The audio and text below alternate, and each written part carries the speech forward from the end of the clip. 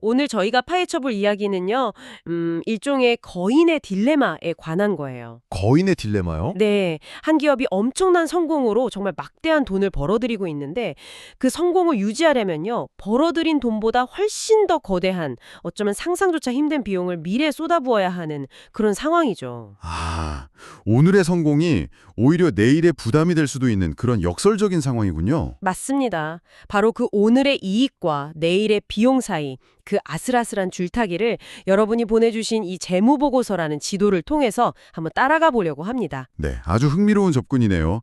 이게 단순히 작년에 돈 많이 벌었다 이런 식의 이야기가 아니거든요. 그렇죠. 이 자료를 깊이 들여다보면 기술 발전의 최전선에서 싸운다는 게 대체 어떤 의미인지, 그리고 그 싸움에서 이기기 위해 어떤 대가를 치러야 하는지가 아주 적나라하게 드러나거든요. 오늘 이 숫자들 뒤에 숨은 거대한 전략과 고민을 함께 파헤쳐보죠. 좋습니다. 그럼 그 거인의 2025년 성적표부터 한번 열어볼까요?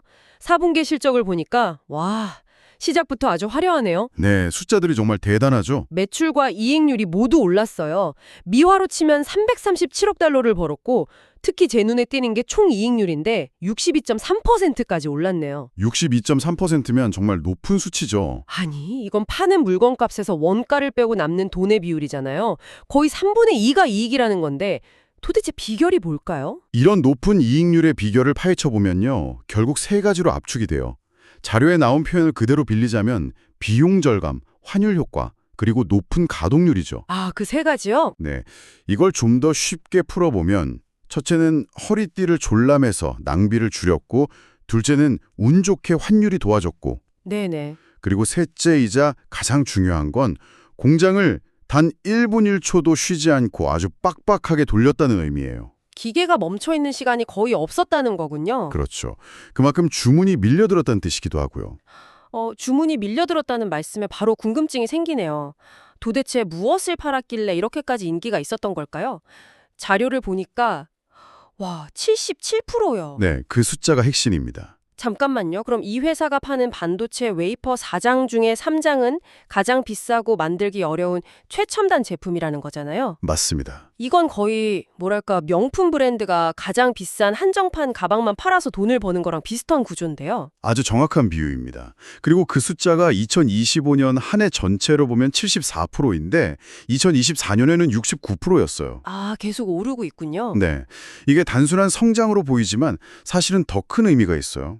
이건 기술의 중력이 얼마나 빠르게 최첨단으로 쏠리고 있는지를 보여주는 거거든요. 기술의 중력이요? 네, 불과 몇 년 전만 해도 주력 이뤘던 기술이 이제는 구형 취급을 받는다는 뜻이고, 이 무서운 속도를 따라오지 못하는 경쟁사는 사실상 시장에서 보이지 않게 밀려나고 있다는 걸 의미하죠. 아, 기술의 중력이라는 표현이 확 와닿네요. 그러니까 3나노, 5나노 같은 숫자들이 그냥 작아지는 게 아니군요. 그렇죠. 이건 마치 같은 크기의 도시에 도로를 2배, 3배로 더 촘촘하게 건설하는 것과 같아요. 도로가 많아지면 교통 흐름이 빨라지듯이 회로가 미세해지면 칩의 성능과 효율이 폭발적으로 좋아지는 거죠. 맞아요. 이 회사는 그 누구도 따라올 수 없는 초정밀 도시계획 전문가인 셈이네요. 바로 그거예요. 그리고 그 초정밀 신도시에 입주하고 싶어하는 고객들이 줄을 서 있는 상황인 거죠. 이 회사가 단순히 부품을 만드는 제조업체를 넘어서 시장의 방향을 결정하는 위치에 있다는 걸 보여주는 대목입니다. 그럼 그 비싼 신도시에 입주하려는 고객들이 대체 누구인지가 궁금해지는데요. 자료에서는 이걸 플랫폼별로 나눠서 보여주네요. 네, 그 부분이 또 흥미롭죠. 역시 가장 큰 손님은 HPC, 즉 고성능 컴퓨팅 분야군요.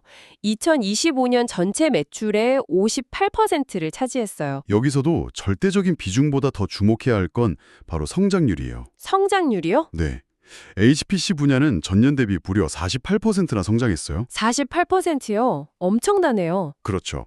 이 HPC라는 용어가 좀 낯설게 들릴 수 있지만 쉽게 말해서 AI 서버나 거대한 데이터 센터에 들어가는 괴물 같은 뇌라고 생각하시면 돼요. 아, AI의 두뇌. 네, 이제 기술 성장의 심장부가 여러분 손에 스마트폰을 넘어 우리가 볼 수 없는 곳에서 AI와 클라우드 서비스를 움직이는 거대한 컴퓨팅 파워로 옮겨갔다는 걸 이 숫자가 증명하고 있는 거죠. 정말 그렇네요.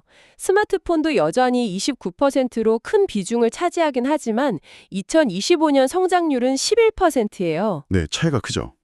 HPC의 48% 성장에 비하면 확실히 성장의 무게중심이 이동하고 있다는 게 보여요. 그리고 또 하나 눈에 띄는 분야가 바로 자동차네요. 맞아요. 자동차도 성장세가 가파르죠. 전체 매출 비중은 5%로 아직 작지만 성장률은 34%나 돼요. 네, 성장률 자체는 아주 인상적이죠. 하지만 여기서 우리가 좀 냉정하게 봐야 할 부분도 있어요. 어떤 부분일까요? 말씀하신 대로 전체 매출에서 차지하는 비중은 아직 5%에 불과해요. 자동차가 바퀴 달린 컴퓨터가 되면서 반도체 시장의 중요한 축으로 떠오르는 건 맞지만 아직은 이 회사의 운명을 좌우할 정도의 핵심 동력이 되기엔 시간이 더 필요하다는 신호이기도 해요. 아, 그렇군요. 지금은 HPC가 이 거인의 심장이라면 자동차는 아주 빠르게 자라는 팔다리 중 하나다. 뭐 이 정도로 볼 수 있겠네요. 알겠습니다. 2025년 성적표는 정말 화려하네요. 최첨단 기술을 팔아서 가장 뜨거운 시장인 AI와 데이터 센터에서 돈을 쓸어 담고 있어요. 네, 한마디로 성공적인 한 해였죠. 그런데 여기서 자연스럽게 드는 궁금증이 있죠. 이렇게 번 돈은 다 어디로 가는 걸까요? 금고에 차곡차곡 쌓아두는 걸까요? 아니면 다른 계획이 있는 걸까요? 바로 그 지점이 오늘 이야기의 핵심, 거인의 딜레마가 시작되는 부분입니다. 아, 이 회사는 번 돈을 금고에 쌓아두는 대신 미래에 전부 다시 쏟아붓는 전략을 택했어요. 상상을 초월하는 규모로요. 2025년에만 409억 달러를 썼는데 이걸 자본적 지출, 즉 캐펙스라고 부르죠. 자본적 지출, 캐펙스. 용어는 좀 어렵게 들리는데요. 쉽게 말해서 회사가 사업을 계속하고 성장하기 위해 미래의 장비에 투자하는 돈이에요. 미래의 장비요? 네. 세계 최고의 셰프가 지금 버는 돈에 만족하지 않고 더 크고 혁신적인 주방을 짓는 데 쓰는 돈이라고 생각하시면 돼요. 아, 비유가 좋네요. 그런데 이 회사는 2025년에 409억 달러짜리 주방을 쥐었고 2026년에는 무려 520억에서 560억 달러 규모로 그 주방을 더 크게 확장하겠다고 발표한 거죠. 560억 달러면 우리나라 돈으로 70조 원이 넘는 돈을 1년 만에 공장과 장비를 사는 데 쓰겠다는 거군요. 정말 천문학적인 숫자예요. 더 놀라운 건 이 막대한 예산의 70%에서 80%가 아까 이야기했던 3나노 그리고 앞으로 나올 2나노 같은 최첨단 기술에 집중된다는 점이에요. 맞아요. 가장 비싼 한정판 가방이 잘 팔리니까 아예 그 가방만 만드는 전용 공장을 세계에서 가장 크게 짓겠다는 거네요. 그렇죠.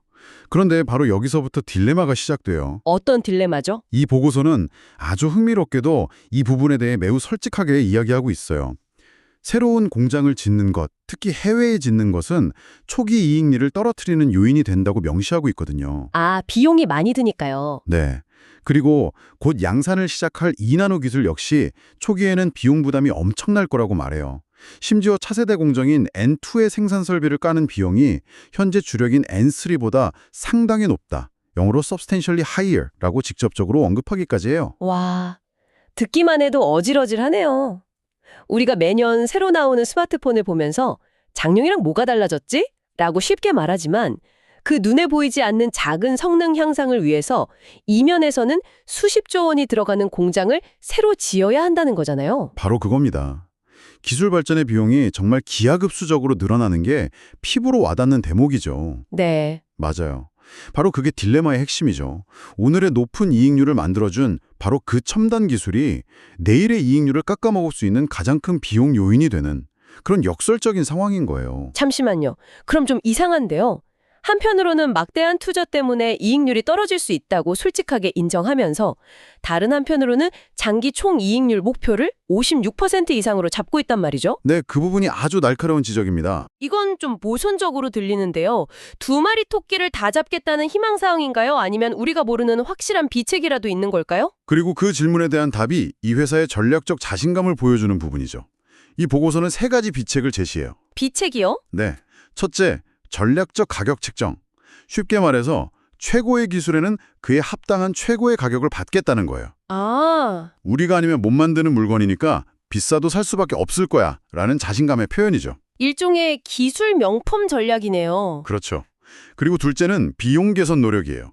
이건 단순히 허리띠를 졸라매는 걸 넘어서 장비를 공급하는 협력사들과 머리를 맞대고 생산 비용 자체를 낮추는 방법을 찾아내겠다는 겁니다. 혼자 짊어지는 게 아니라 생태계 전체를 활용하는군요. 맞습니다. 혼자서 비용을 다 감당하는 게 아니라 생태계 전체의 효율을 높여서 문제를 풀겠다는 접근법이죠. 그리고 마지막 세 번째 전략이 정말 흥미로워요. 그게 뭔가요? 바로 제조 우수성을 활용한 생산 효율 극대화예요. 제조 우수성이요? 네, 이건 단순히 기계를 더 돌리는 차원이 아니에요. 예를 들어 N5 공정으로 만들던 칩에 대한 수요가 좀 줄고 N3 칩 수요가 폭발하면 기존 N5 공정의 일부 설비를 개조하고 최적화해서 N3 생산 라인으로 유연하게 전환한다는 거예요. 아, 마치 레고 블록처럼 생산 라인을 재조립해서 시장의 수요 변화에 즉각적으로 대응하는 거군요. 바로 그겁니다. 이런 유연성이 엄청난 비용 절감 효과를 가져오는 거고요. 아하, 비싸게 팔고 싸게 만들고 유연하게 생산하는 이 세 가지 축으로 미래의 비용 압박을 이겨내고 높은 수익성을 유지하겠다는 계획이군요. 맞습니다. 이 전략들을 통해 달성하려는 장기적인 목표가 바로 아까 말씀하신 56% 이상의 총이익률과 20% 후반대의 자기자본 이익률 ROE인 거예요. 아, 이건 사실상 주주들과의 약속이에요. 지금 우리가 하는 이 막대한 투자를 보고 걱정할 수 있겠지만 우리에겐 이런 비책들이 있으니 결국에 높은 수익성으로 돌아올 겁니다. 믿고 기다려주세요. 라는 강력한 메시지죠. 주주들에게는 또 다른 아주 직접적인 메시지도 있네요. 바로 배당금이죠. 네, 그게 어떻게 보면 가장 확실한 메시지일 수 있죠. 2025년 주당 배당금이 2024년보다 늘었고 2026년에는 주당 최소 23대만 달러를 지급하겠다고 약속했어요. 2024년에 14, 2025년에 18이었던 것과 비교하면 엄청난 증가폭인데요. 이것이야말로 미래에 대한 강한 자신감의 최종적인 표현이라고 할 수 있어요. 아, 비용 증가와 수익성 하락이라는 단기적인 우려를 우리는 성장도 하고 주주들에게 돈도 더 많이 돌려줄 수 있다는 비전으로 정면 돌파하겠다는 의지인 거죠. 과감한 투자가 결국 더 큰 성공으로 이어져서 회사 성장과 주주 헌원을 모두 이룰 수 있다고 믿는다는 것을 돈으로, 행동으로 보여주는 셈입니다. 정말 그러네요. 한 분기의 실적 보고서에서 시작했는데 수년간의 투자 전략과 회사의 철학까지 엿볼 수 있었어요. 네, 숫자 하나하나에 다 이야기가 담겨 있죠. AI와 스마트카에 대한 보이지 않는 수요가 재무보고서의 숫자들에 어떻게 나타나는지, 그리고 한 기업이 오늘의 엄청난 이익과 미래의 더 막대한 비용이라는 딜레마 사이에서 어떻게 균형을 잡으려 하는지 확인할 수 있는 아주 흥미로운 자료였네요. 핵심을 한 단어로 요약하자면 끊임없는 전진일 거예요. 기술은 N3에서 N2로 그리고 보고서에서 암시된 A14라는 아직은 미지의 영역으로 나아가고 있어요. 네. 그리고 그 과정은 점점 더 복잡해지고 상상 이상으로 비싸지죠.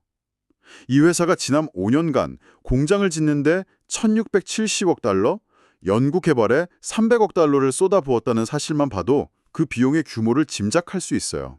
여기서 청취자 여러분께 마지막으로 생각해볼 질문을 하나 던지고 싶어요.